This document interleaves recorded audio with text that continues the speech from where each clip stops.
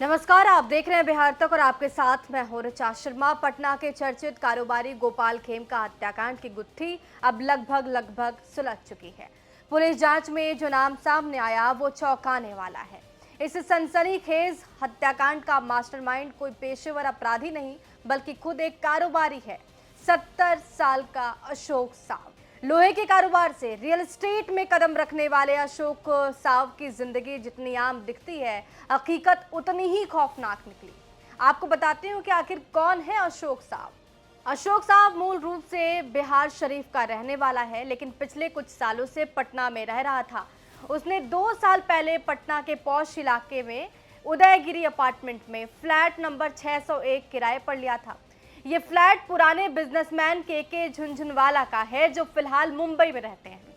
अशोक साव पहले सरिया यानी कि लोहे का कारोबारी था। धीरे धीरे उसने जमीन जायदाद और रियल एस्टेट के धंधे में कदम रख दिया।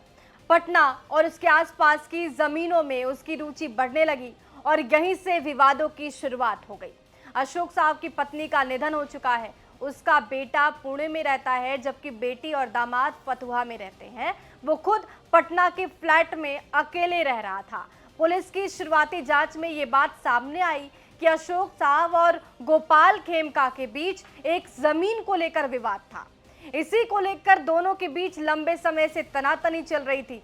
पुलिस बांकीपुर क्लब से जुड़े एक पुराने मामले की जांच भी कर रही है। पुलिस सूत्रों के मुताबिक हत्या की साजिश के तहत उमेश यादव को हथियार मुहैया कराने का काम आरोपी विकास उर्फ राजा ने किया था, जिसे पुलिस ने मंगलवार सुबह मुठभेड़ में ढेर कर दिया। हत्या के बाद उमेश यादव सीधे अशोक साव के फ्लैट पर रुका था, जिससे इस बात की और इस पूरे षड्यंत्र की कड़ियां और मजबूत होती गई। पुलिस को संदेह है कि इस हत्या के पीछे गहरी व्यावसायिक रंजिश हो सकती है, जिसे लेकर अशोक साव ने खेमका को रास्ते से हटाने की योजना बनाई। अशोक साव को अरेस्ट करने से पहले तक इस मर्डर केस में पुलिस जांच में 5 लोगों की गिरफ्तारी हो चुकी है।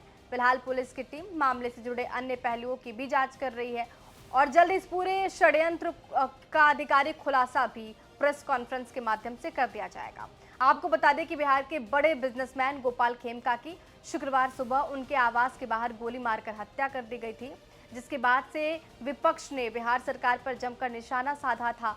7 साल पहले खेमका के बेटे की भी हाजीपुर में हत्या कर दी गई थी। पुलिस के मुताबिक अशोक साव ने गोपाल खेमका की हत्या के लिए 10 लाख रुपए की सुपारी दी थी। सुपारी का सौदा शूटर उमेश यादव से हुआ था। उमेश को 1 लाख रुपए एडवांस भी दिए गए थे। उमेश को सोमवार को गिरफ्तार किया गया था, जिसकी निशानदेही पर उदयगिरी अपार्टमेंट में छापेमारी की गई और यहीं से अशोक साव को गिरफ्तार कर लिया गया। ये तमाम जानकारी जुटाई है पटना से हमारे सहयोगी शशि भूषण ने। आपको इस पूरे मुद्दे पर क्या कुछ कहना है, कमेंट बॉक्स में जरूर लिखिए। बने रहिए हमारे साथ, देखते रहिए बिहार तक।